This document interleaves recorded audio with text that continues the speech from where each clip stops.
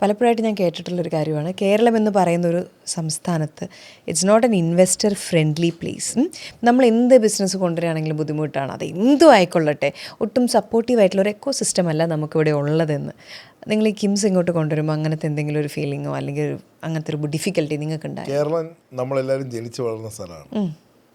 നമ്മൾ ഇനി എന്ത് കോടി രൂപ തരാമെന്ന് പറഞ്ഞാലും കേരളം വിട്ടു പോകാൻ ആഗ്രഹിക്കുന്ന ആൾക്കാർ ശരിയാ, ഇവിടെ തന്നെ നിൽക്കുകയുള്ളൂ.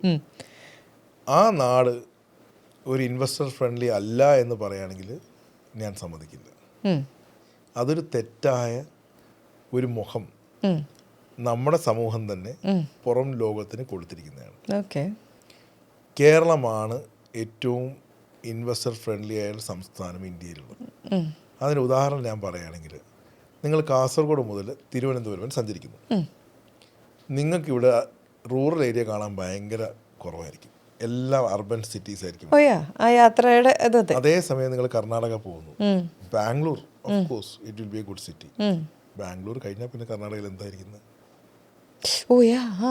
പിന്നെയുള്ള യാത്ര. അതെ, ഹൈദരാബാദ്, ആന്ധ്രാപ്രദേശും തെലുങ്കാന എടുക്കുന്നു, മെയിൻ സിറ്റീസ് എല്ലാം ഉണ്ട്. അത് കഴിഞ്ഞാൽ പിന്നെ ഒന്നുമില്ല. കേരളത്തിൽ ആ സിസ്റ്റമേ അല്ല.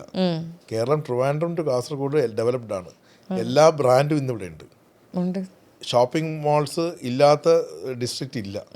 ഇപ്പൊ ലുലു തന്നെ ഇന്ന് ചെറിയ സംസ്ഥാനങ്ങൾ വരെ എത്തി, ചെറിയ ഡിസ്ട്രിക്റ്റ് വരെ എത്തി. നമുക്ക് വിദേശ രാജ്യത്തുള്ള എല്ലാ ബ്രാൻഡും ഇവിടെ എത്തിക്കഴിഞ്ഞു. പിന്നെ എങ്ങനെ കേരളം ഇൻവെസ്റ്റർ ഫ്രണ്ട്ലി എന്ന് പറയാൻ പറ്റുക? ഒന്നത്. 2, 5 സ്റ്റാർ ഹോട്ടൽസിന്റെ എണ്ണം നിങ്ങൾ എടുക്കുക. ഇന്ത്യയിലെ ഏത് സംസ്ഥാനത്തേക്കാളും കൂടുതൽ 5 സ്റ്റാർ ഹോട്ടൽസ് ഉള്ളത് കേരളത്തിലാണ്. You count it and see. അതിൽ ഏറ്റവും കൂടുതലുള്ളത് കൊച്ചിയിലുമാണ്. നമ്മുടെ ഇവിടുത്തെ ഈ ട്രിവാൻഡ്രം ടു കാസർഗോഡ് എല്ലായിടത്തും 5 സ്റ്റാർ ഹോട്ടൽസ് ഉണ്ടാവും, അല്ലേ? ബാക്കിയുള്ള സ്ഥലത്ത് അവിടെ അവിടെ മാത്രമേ ഉണ്ടാവുള്ളൂ. ബാക്കിയുള്ള ഒരു താമസിക്കാൻ 5 സ്റ്റാർ പോയിട്ട് ഒരെണ്ണം പോലും ഉണ്ടാവില്ല, ഹോട്ടൽ പോലും ഉണ്ടാവില്ല. നമ്മുടെ സിസ്റ്റം അങ്ങനെയല്ല. എഡ്യൂക്കേഷൻ വൈസ് നമ്മുടെ എല്ലാ ഡിസ്ട്രിക്റ്റും മുന്നിൽ നിൽക്കുകയാണ്. മറ്റു സംസ്ഥാനങ്ങൾ അതില്ല. ഇനി ക്വാളിറ്റി ഓഫ് ലൈഫ് നമ്മൾ മുന്നിൽ തന്നെ നിൽക്കുകയാണ് എല്ലാ ഡിസ്ട്രിക്ട്സും, അല്ലേ? നമുക്ക് ലിറ്ററസി ഇല്ലാത്ത ഡിസ്ട്രിക്ട്സ് ഇല്ല, വാഷ്റൂമുകളില്ലാത്ത വീടുകൾ നമുക്കില്ല. എല്ലാ ഫെസിലിറ്റീസും നമ്മുടെ നാട്ടിലുണ്ട്.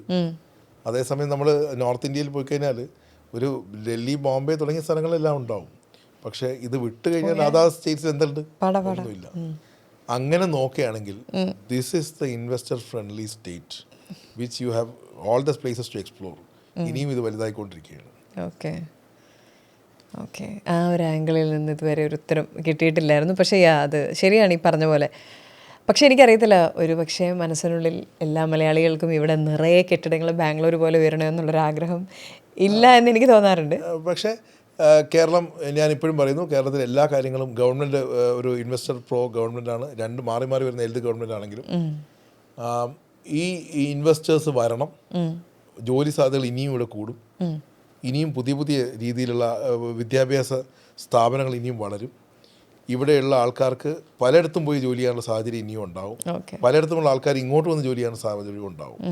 ഇന്ന് കൊച്ചി എടുക്കുകയാണെങ്കിൽ കൊച്ചിയിൽ ഇപ്പം എല്ലാ ലാംഗ്വേജും സംസാരിക്കുന്ന ആൾക്കാരെ നമുക്കിപ്പോൾ കൊച്ചി കാണാൻ പറ്റും. പലയിടത്തും ആൾക്കാർ ഇങ്ങോട്ട് വരുന്നുണ്ട്. അപ്പോൾ അതൊരു പോസിറ്റീവായിട്ടാണ് ഞാൻ പറയുന്നത്. കേരളം ഒരു ഇൻവെസ്റ്റർ ഫ്രണ്ട്ലി സ്റ്റേറ്റ് ആണ്.